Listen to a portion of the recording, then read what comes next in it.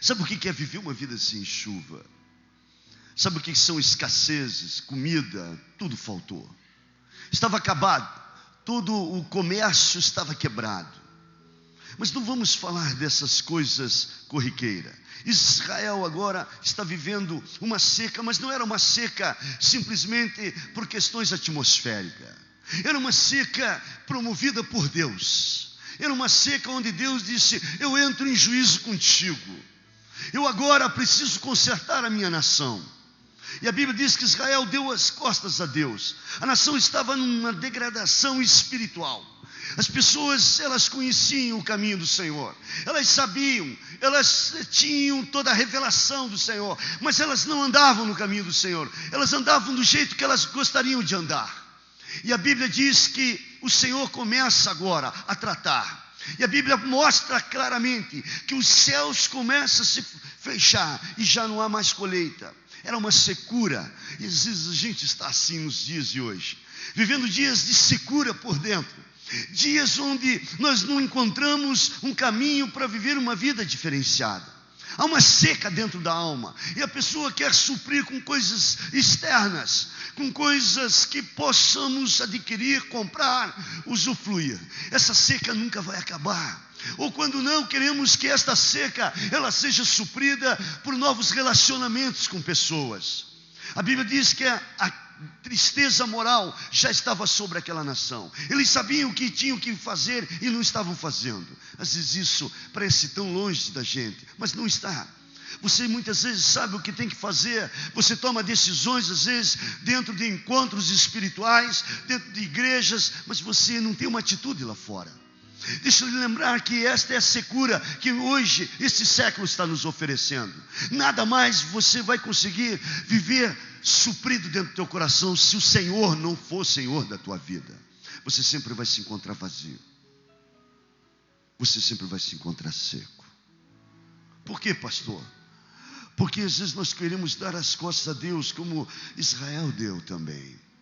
Vamos tomando decisões da nossa vida, vamos fazendo escolhas equivocadas. E a nossa vida vai se perdendo. Quando Deus tem algo grande para falar.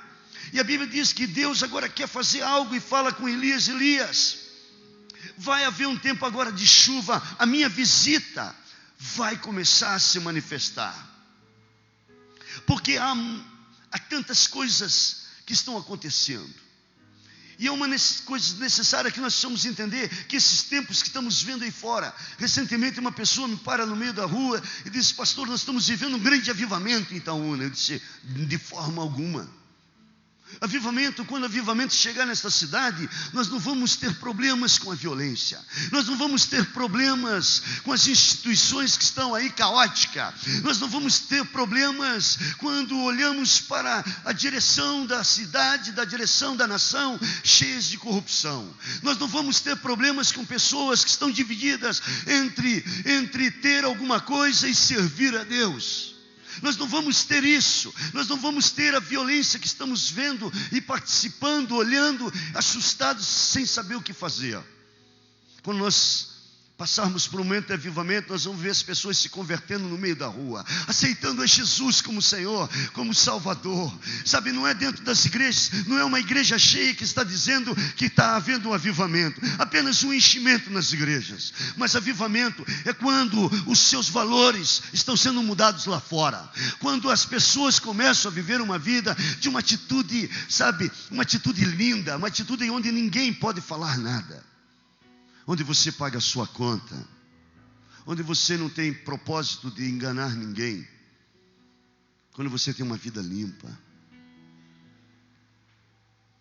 Visitação de Deus faz isso. Às vezes eu encontro pessoas dizendo assim: olha, eu tive uma visitação de Deus, mas a tua vida não saiu do mesmo lugar. Você não teve nada, você teve apenas uma emoção. Visitação de Deus muda o rumo, a nossa rota começa a ser outra. Mesmo no meio de um país, mesmo no meio de pessoas, mesmo no meio de bairros totalmente condenados aos olhos dos homens. A nossa atitude é outra. É aquela historinha do peixe que eu contei nas reuniões que as pessoas ficaram rindo. Pois é, o peixe vive a vida toda ali, se multiplica no mar, está ali. Quando você vai comer ainda precisa pôr sal. Por quê? Porque o sal não entrou dentro dele. Ele não se contaminou com aquilo lá. Sabe que ser cristão é mais ou menos isso, é ser um peixe onde que ninguém, nada do que está em tua volta venha te contaminar. Bom, Deus busca homens e mulheres, primeiramente, que estejam dispostos a andar com Ele. Quantos dispostos eu tenho aqui nessa noite, que digam: Senhor, eu estou agora fechando uma causa contigo, eu quero andar contigo, eu quero ser íntimo do Senhor.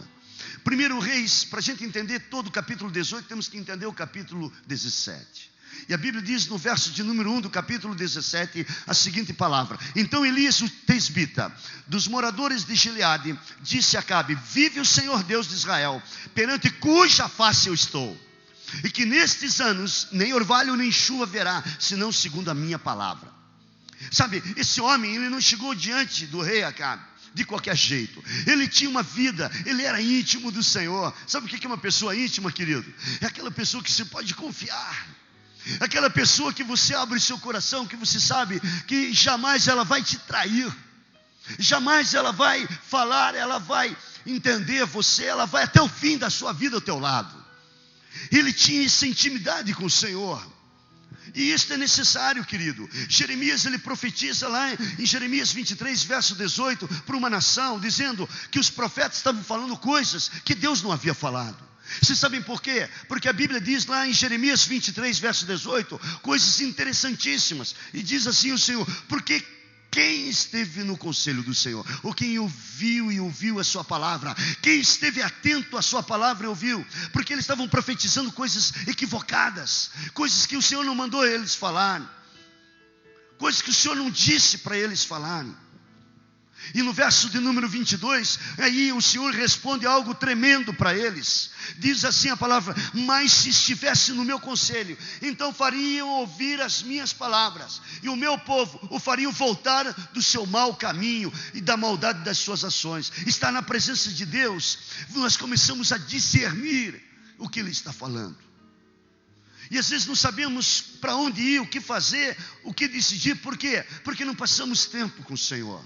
Queridos, intimidade leva tempo. Intimidade leva tempo. E às vezes eu pergunto para algumas pessoas: como é que está o teu tempo? Pastor, eu não tenho tempo para nada. E aí eu já sei que você não tem nem tempo para Deus. Você não tem tirado um tempo para Deus. Você tem andado de um lado para o outro, buscando e achando que um encontro por semana, ou 2, ou 3, vai te saciar. Intimidade. O que é intimidade? Eu vou dizer o que é intimidade dentro da Bíblia. Abra a Bíblia aí em Gênesis capítulo 18, verso de número 1. Esse cara era um cara que Deus tinha um coração com ele diferenciado. Chama-se Abraão. Abraão estava lá sentado e Deus vai a ele. Assim como um dia Deus veio a você através de Jesus. A Bíblia diz que não foi você que o escolheu, foi Ele que te escolheu. Foi Ele que o te achou perdido. Você não tinha condições de enxergar Deus. A Bíblia diz que o que fazia a separação entre eu e você, entre Deus e nós, era o nosso pecado. A palavra de Deus mostra que agora o Senhor vai a Abraão. E num dia de sol, um dia causticante, ele entra agora na tenda de Abraão e conversa com Abraão. Ele diz assim: eu tenho 2 notícias para você, amigão. Qual é a primeira? Que daqui a 1 ano você vai ter um filho. Sua mulher começa a rir. Abraão, já acabou o dente, acabou a força, acabou tudo. O Senhor disse: por que você está rindo? Eu estou falando, o Senhor está falando. E aí a Bíblia diz que Abraão, ele fica encantado. E a segunda é que eles já estão saindo. E sabe o que acontece lá no verso 16 desse capítulo? Eles já estão indo embora. E o Senhor disse: espera aí, fala para Abraão o que eu tenho que falar. A segunda notícia. E a Bíblia diz no verso 16: quando os homens se levantaram para partir, avistaram-os lá embaixo Sodoma, e Abraão os acompanhou para despedir-se. Verso 17 diz assim: então o Senhor disse: esconderei eu alguma coisa de você, Abraão? Deus, quando você é íntimo dele, nada te será oculto. Querido, sabe quanto tempo eu levo às vezes para fazer uma palavra, para montar alguma coisa, para falar à igreja? 6, 7 horas. Leva tempo. Leva tempo para você ouvir Deus. Nós temos tantas vozes falando conosco nesses tempos. Não é fácil ouvir a voz do Senhor. Quando você se torna íntimo do Senhor, querido, é como você se torna íntimo de alguém. Você pode contar qualquer coisa que essa pessoa ela tem guardado no seu coração. E Deus quer agora trazer a sua chuva. E o primeiro caminho para que essa chuva se manifeste é a nossa intimidade. A secura vai parar na tua vida, na tua casa, na tua cidade, quando você se dispor a ser íntimo do Senhor. Ele vai te mostrar o que está passando, onde está o problema, o que está ocorrendo. Sejam notícias boas, notícias desagradáveis, Ele não vai te ocultar nada. Ele vai te dizer, Ele vai te dar uma rota para você andar. O salmista fala que o Senhor é Ele quem dirige e ensina o caminho que devemos andar. Segunda coisa que eu quero também te colocar nessa noite, que Deus sempre, Ele vai enviar a sua chuva, mas antes dela, Ele vai nos treinar, Ele vai nos preparar, Ele vai nos preparar para aquilo que é sobrenatural.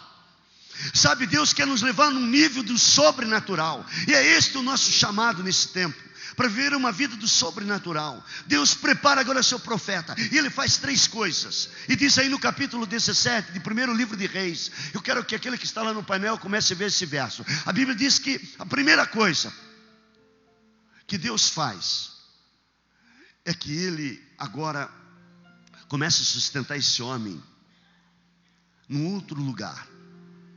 Qual é o lugar que Deus leva esse homem? Ele leva agora esse homem para um período difícil, e agora ele vai ser treinado, que se chama Querite. Querite é um lugar de refinamento, de estreitamento. Me perdoe, Querite é um lugar onde você vive ali apartado de tudo. E agora ele é levado e apartado de tudo, de todos, e Deus começa agora a sustentá-lo. E o primeiro sustento que Deus levanta chama-se um corvo. Deus agora envia um corvo. Sabe o que é o corvo? Corvo é alguém que não está no meio dele.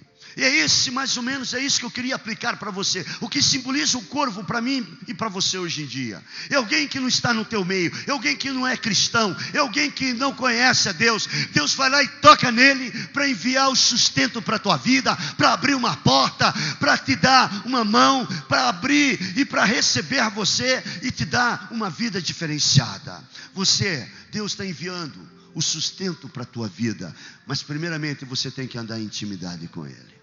Seja íntimo dele, mas Ele vai te treinar. Ele vai te treinar num ponto sério, ser sustentado de forma sobrenatural. Sabe o que é sobrenatural? É sobre este natural.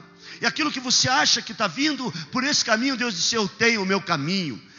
A Bíblia diz que o Senhor tem os seus caminhos, e eles são mais altos que os teus caminhos. Ele tem o seu caminho próprio. É apenas você andar com o Senhor e ouvir a sua voz.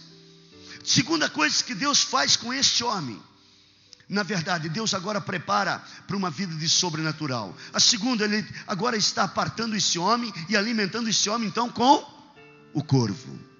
Você sempre vai ter um corvo no meio do teu caminho. Eu já tive esse corvo.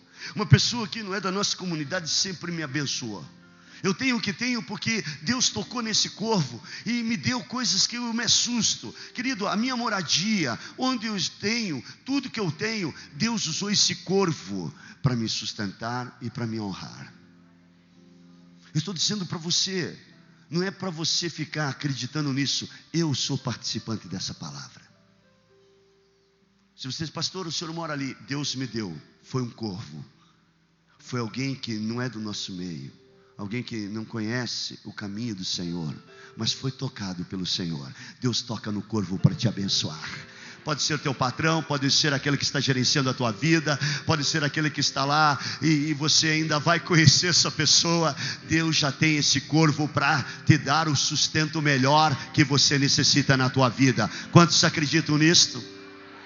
Porque você acha que vai ter que vir pelo irmão, por aquele que é crente? Não, Deus tem um corvo para a tua vida. Sempre terá.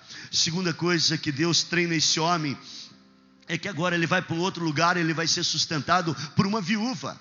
Queridos, sabe o que Deus diz assim? Olha, sai daqui, a água acabou, velho, sai daqui, a comida acabou, mandei o corvo, agora você vai para Serepta. Serepta é o lugar de quebrantamento, é o lugar onde Deus agora começa a quebrantar Elias, e diz: Elias, eu vou quebrar você, eu vou te espremer, amigo, eu vou te conduzir agora para um caminho bacana, mas antes eu quero refinar a tua vida. Você agora vai andar no sobrenatural. Ele diz: agora você vai ser sustentado por uma viúva. O quê? Querido, sabe o que é uma viúva para o judeu, para o povo de Israel? A lei diz que era a gente que tinha que ajudar, e não a viúva nos ajudar. Sabe, Deus às vezes ele tem um meio que você acha que é o meio mais louco, mas é esse meio que Deus vai levantar a tua vida para você viver uma vida no sobrenatural. Às vezes está contando por um lado, Deus diz: ó, meu filho, é totalmente diferente. O que eu faço na tua vida, você não tem como calcular, você não tem como anotar, porque o que eu te surpreendo, ninguém vai te surpreender. Vai para Serepta, e lá tem uma viúva te esperando. Lá tem alguém te esperando. Amanhã tem alguém te esperando. Tem alguém. Mas Senhor, é eu que tinha que ajudar a viúva. Amém? É eu que tinha que ajudar uma viúva. Você está aqui ainda? Ou está viajando? Sou eu, Senhor. E ele chega, ele vê através de um punhado de farinha e um pouquinho de azeite a abundância que Deus faz. Querido, quando estamos na presença de Deus, nós não precisamos de muito. Nós começamos a enxergar a abundância. O grande problema é que as pessoas hoje têm o que têm, elas nunca estão satisfeitas. Concordam? Há uma insatisfação no rosto das pessoas. Elas não sabem o que têm. Nós só vamos saber o que nós temos nas nossas mãos a hora que olharmos para o Senhor. Senão seremos sempre seres insaciáveis. Deus nos leva de passo a passo. Fala para essa pessoa que está ao teu lado: Deus está te conduzindo de passo a passo. Primeiro ele vai usar um corvo aí fora. Quando chegar alguém te oferecendo alguma coisa, você vai lembrar: é o urubu que precisava. É esse urubu. Fede, vive na carniça, não vale nada, mas Deus vai tocar nele para abençoar a tua vida. Aí Deus usa e quebra todas as leis para te abençoar. E o terceiro é que agora Deus faz desse homem uma experiência tremenda. Ele está na casa dessa mulher e morre o filho. E agora Elias começa a viver dias de treinamento para orar por alguém para ter vida. Sabe, Deus se prepara para isto. E a Bíblia diz no capítulo 17, verso 17 isto: pastor, o que Deus está querendo da minha vida? À medida que você passa um tempo, Jesus começa a te ensinar. Primeiro ele te ensina, primeiro ele trata de você, primeiro ele te espreme para depois colocar os milagres na tua vida. Ele te ensina, porque o milagre, querido, ele não converte ninguém. Jesus sempre ensinou e depois ele operou milagres. Jesus sempre se ensinava, depois os milagres vinham. Sempre ele ensinava o caminho que nós tínhamos que andar. Homens sensíveis, sabe o que Deus está chamando? Não é homens que queiram viver debaixo de espetáculos. Homens que sejam afinados com Deus, que sejam firmes nos seus princípios, que não abram mão de nada. Deus tem suprido e sempre suprirá. Sempre suprirá a tua vida. Sempre, sempre, sempre. Deus nunca vai te deixar no meio do caminho. Se você fechou a sua causa com Ele, já era, querido. Não tem nada que a sua vida não possa funcionar. Recentemente eu tinha um empresário que chegou aqui, ele prometeu N coisas. Eu não acreditei muito e comecei a compartilhar com os irmãos. É mais um que chega aqui e faz um monte de promessas para me iludir. E aí eu enviei o pastor de visita, e quando ele chegou lá, ele foi mal atendido, voltou com o relatório: olha, eu não fui muito bem atendido, essa pessoa é um pouco, sabe, estranha, meu pastor. Eu disse: olha,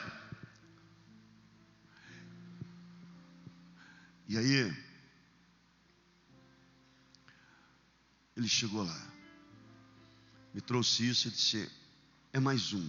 Um dia ele me chamou novamente para ir à sua empresa, a empresa estava começando, e eu levei um grupo de louvor, nós fizemos um culto, e aí ele falou assim: olha, pastor, eu tenho uma promessa, eu preciso cumpri-la. Eu disse, eu creio que você vai cumprir. Eu creio que aquilo que você prometeu vai chegar. Eu sei disso. Queridos, hoje ele é um dos corvos que Deus transformou numa bênção para a nossa comunidade. Ele tem estado aqui, por quê? Porque nós mudamos a nossa fala. Mudamos o que falamos com aquela pessoa. Deus, Ele quer que você viva dependendo simplesmente dEle. Estava contando a história de 2 missionárias pela manhã.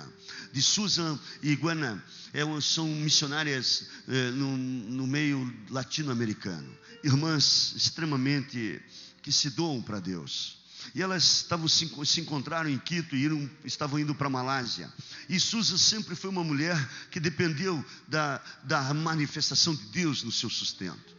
E elas se encontraram, estavam indo para a Malásia, as duas juntas. E a Iguana perguntou para ela, quanto você trouxe para nós pararmos em Los Angeles e pegarmos outro voo? E ela disse, olha, eu não trouxe nada. Eu não tenho nada aqui. Eu disse, mas como é que você vai?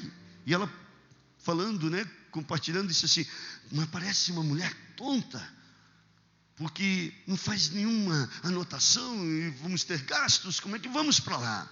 Ela disse, menina, Deus vai suprir.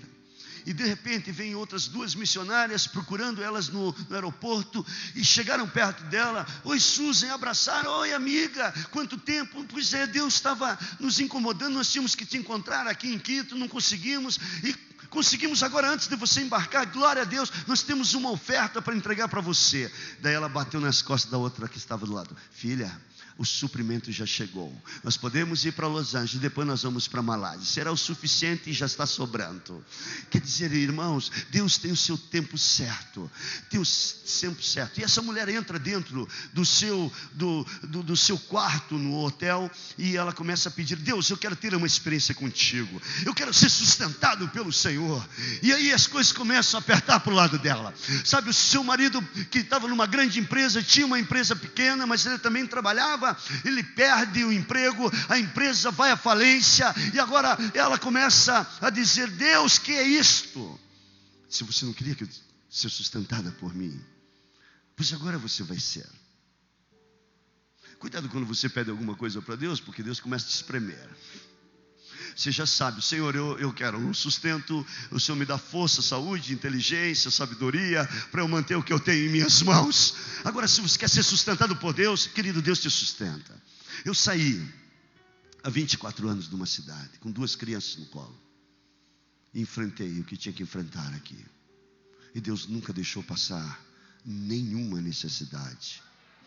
Quando chegamos aqui, ficamos com 10 irmãos aqui.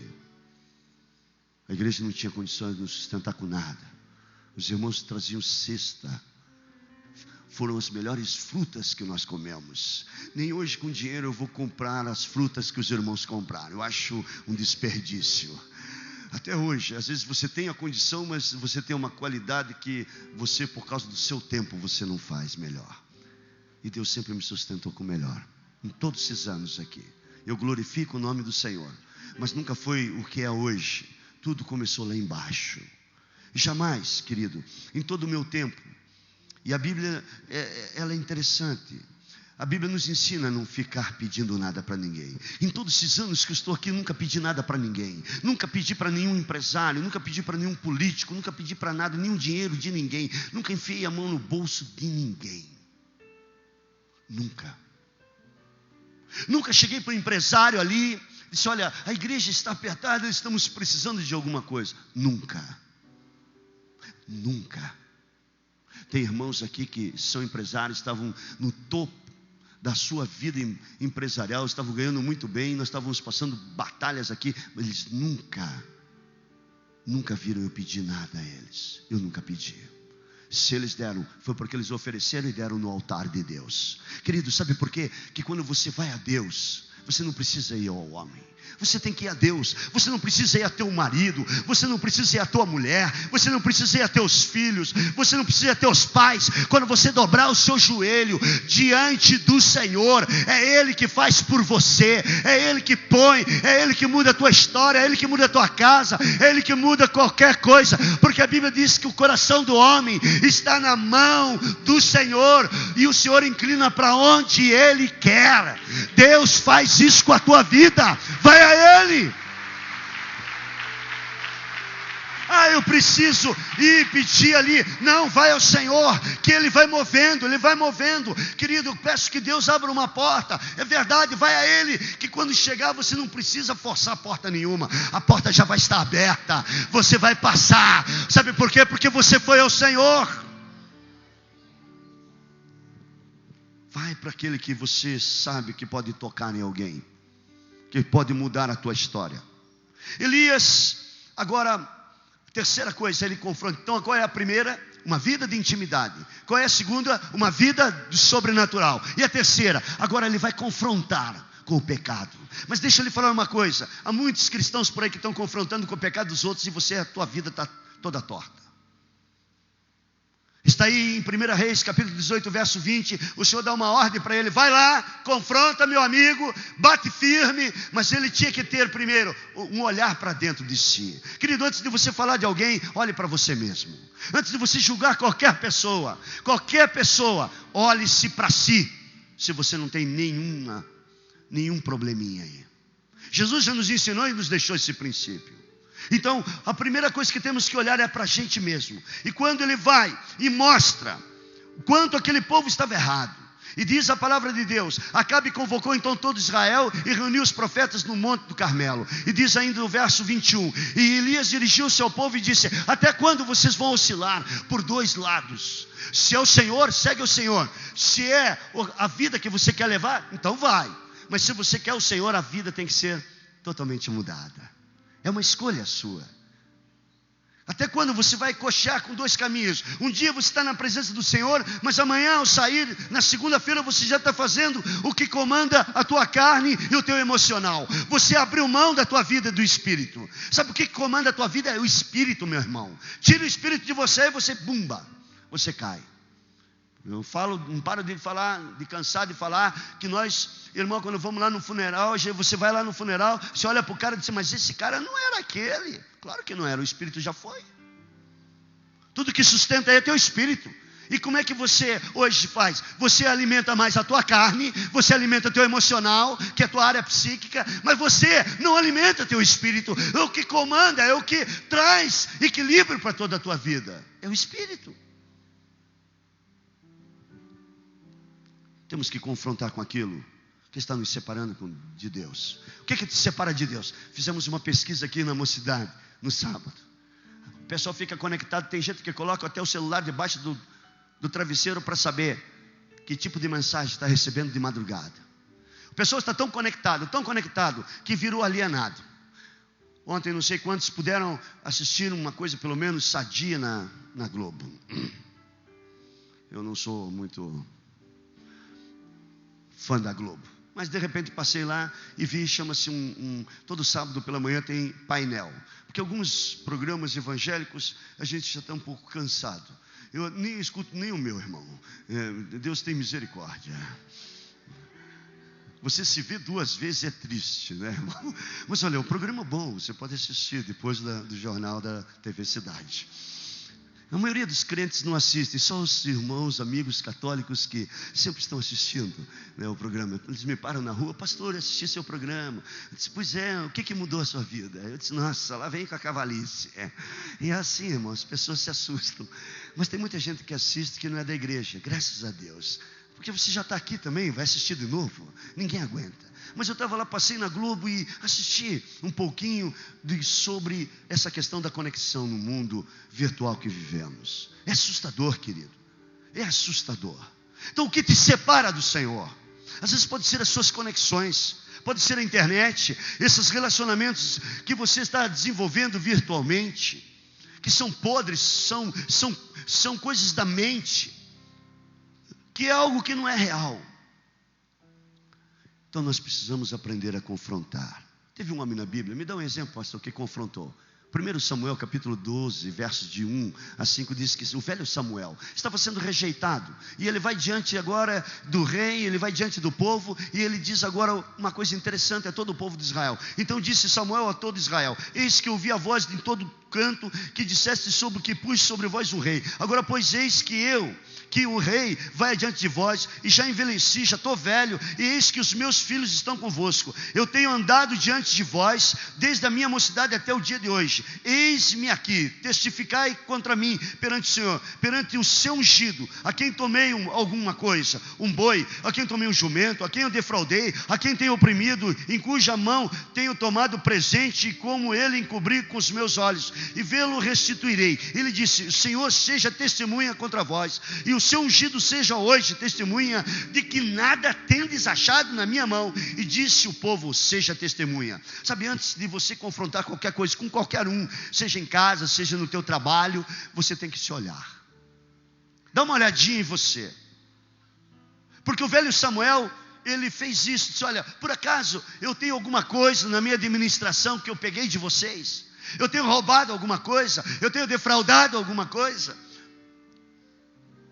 E é esse tipo de qualidade de cristão que nós estamos aí buscando. E você foi escolhido nessa noite para viver nesse nível de vida. Quantos estão aqui em nome de Jesus ainda? Você pode aplaudir o Senhor? Nós vamos salgar essa cidade. Verso de número 10, olha só, depois de tudo que esse homem falou depois de Moisés, depois começou a pregar, mas ele chega no final do seu sermão e diz assim: e aí o povo clamou: pois ao Senhor me disseram, pecamos porque deixamos o Senhor e servimos aos deuses dos deuses, aos deuses que nós vamos construindo diariamente. E ali está ele. Quando você confrontar alguém com pecado, está em Romanos capítulo 2, verso 4. Ou despreza as tuas riquezas da sua benignidade, a paciência e a longanimidade, ignorando que a benignidade de Deus, fala, a benignidade de Deus, a bondade do Senhor, mais alto, querido, a bondade do Senhor é que me conduz a uma vida de arrependimento. Deus te ama tanto, tanto, tanto, que você se envergonha da vida que está levando. Então, primeiro, vamos lá. Se para a chuva descer, o que é que temos que viver? Uma vida de intimidade. Segundo, estarmos buscando o sobrenatural. Terceiro, confrontarmos com o pecado. E quarto, está aí em 1º livro de Reis 18, verso de número 30, e eu termino aqui. Precisamos restaurar o nosso altar.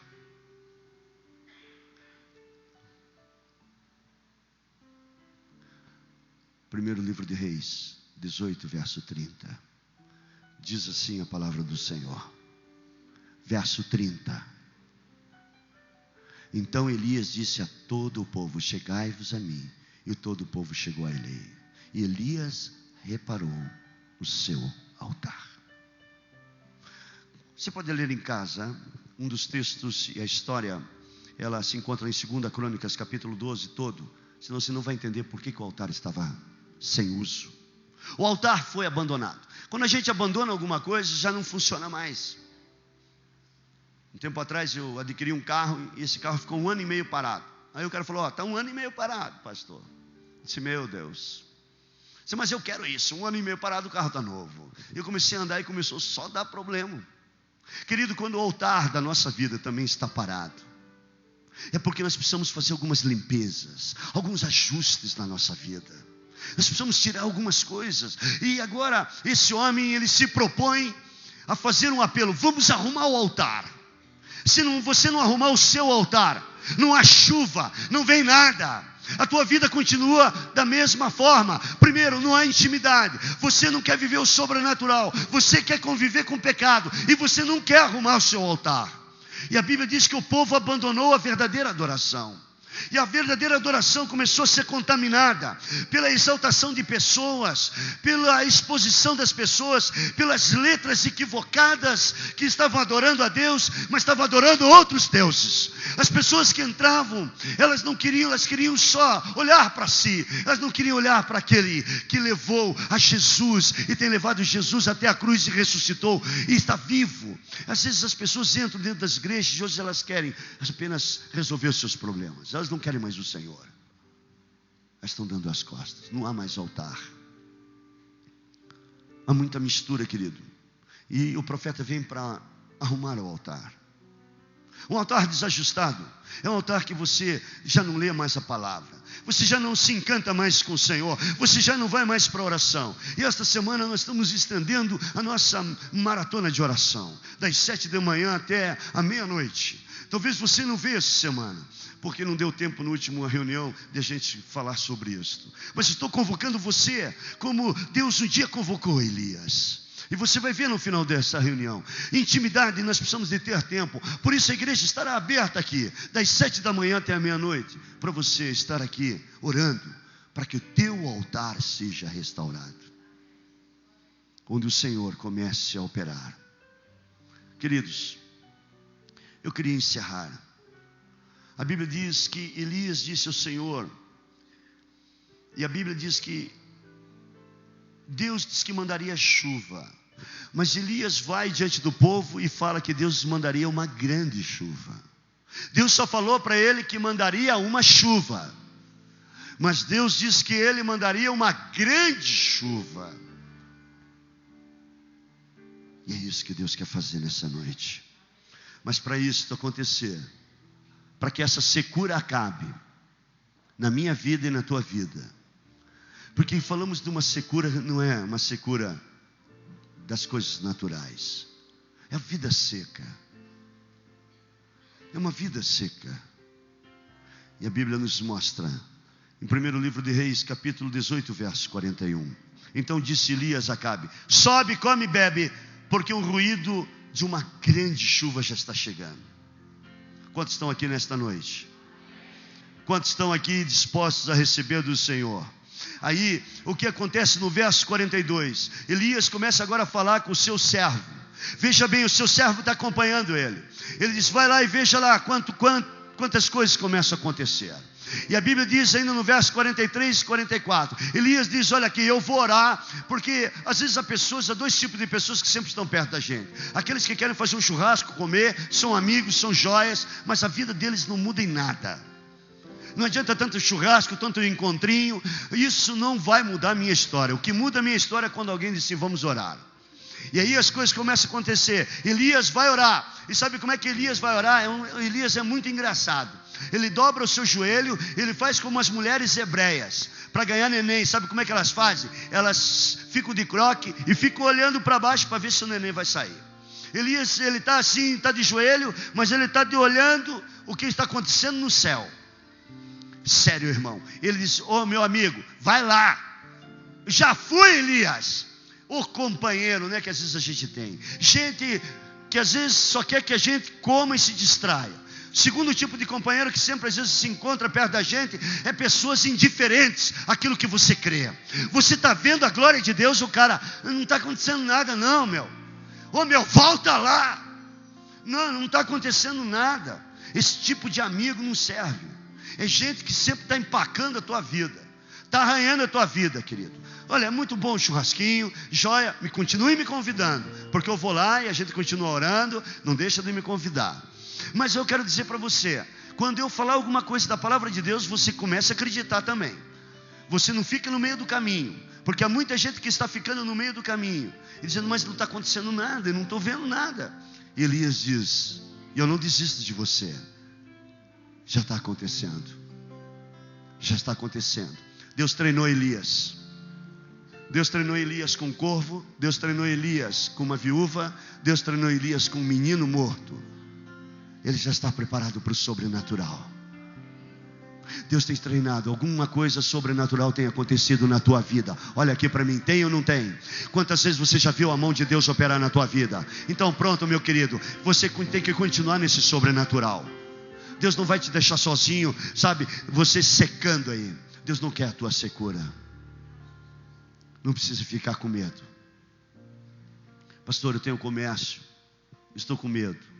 Esse espírito de medo tem que ir embora da cidade em nome de Jesus. Satanás está tão furioso, que ele tem levantado medo. Mas o Senhor tem guardado a tua vida e toda a tua casa.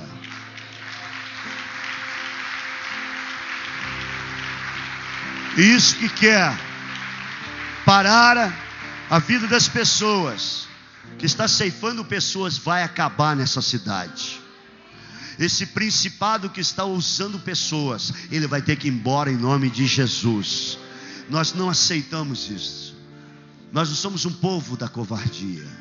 Somos um povo da prudência, um povo que abre a sua boca e glorifica o nome de Jesus. Eu queria rever essa matéria agora. Primeiro, se você quer ter uma chuva na sua vida, quer parar a seca, você tem que andar com o Senhor. Segundo, Deus, Ele está te tratando de passo a passo para que a tua vida seja uma vida sustentada pelo sobrenatural. Terceiro, você tem que confrontar com o pecado que está aí dentro de você. Quarto, você não pode se esquecer nunca que aquele que começou a fazer a obra na tua vida, Ele vai terminar.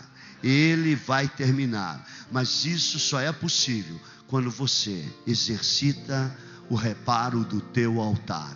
Esta é semana de você tirar aquela hora e reparar o teu altar aqui dentro, sair da tua casa, se desligar de todos, pegar a sua palavra, chegar aqui, dobrar o seu joelho e dizer: Deus, eu estou reparando o meu altar.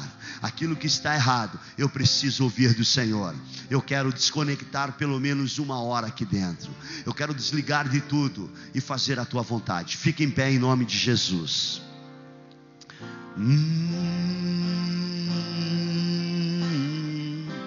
Sim, Senhor.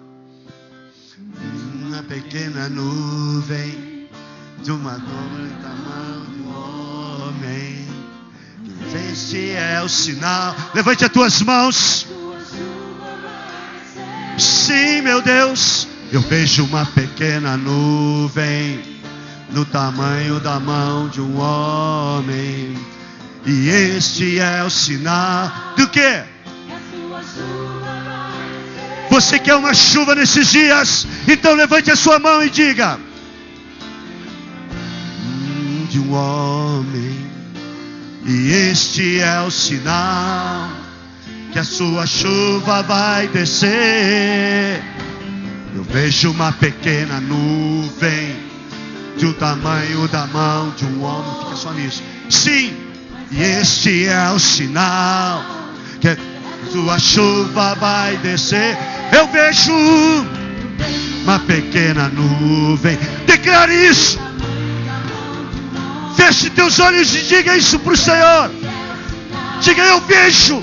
Não é com meus olhos normais. Eu vejo com os teus olhos, Senhor. Uma pequena nuvem do tamanho da mão de um homem. Porque, Senhor, é o sinal. É o sinal. É o sinal. Deus vai te dar o sinal. Sim, vai chover. Então, aleluias, aleluias. Abre as comportas dos céus.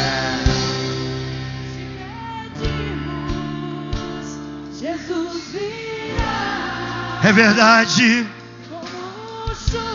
Chove, Senhor, nesse coração.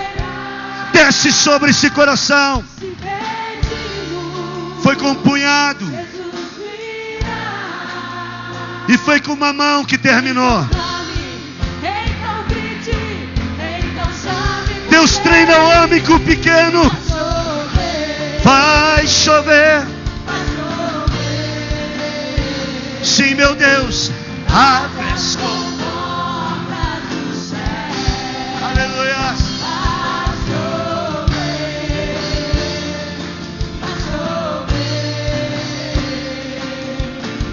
Abre as comportas do céu.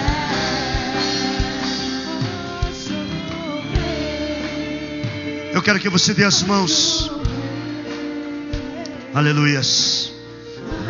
As comportas dos céus. Ah, Senhor, chove, Senhor, nesse coração seco.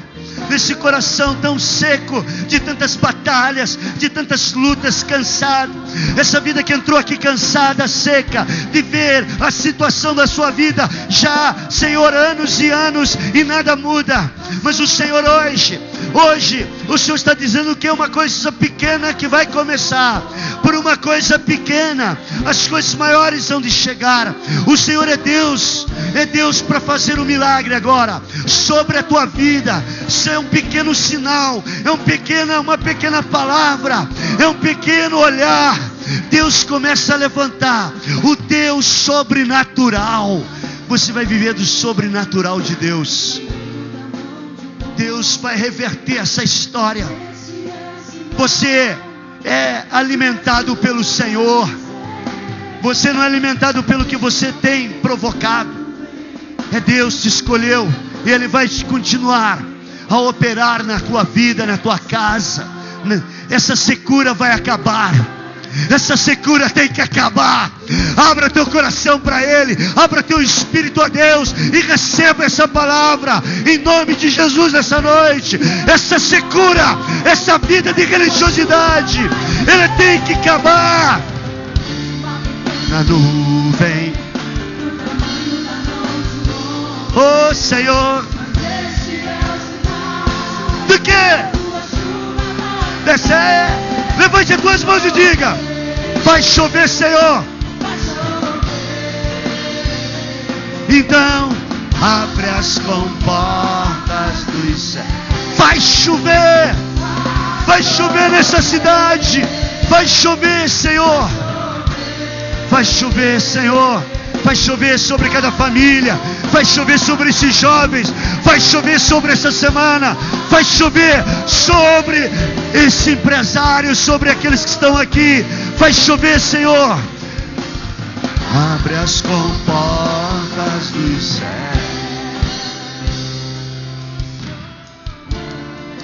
Nós estamos indo para nossa casa.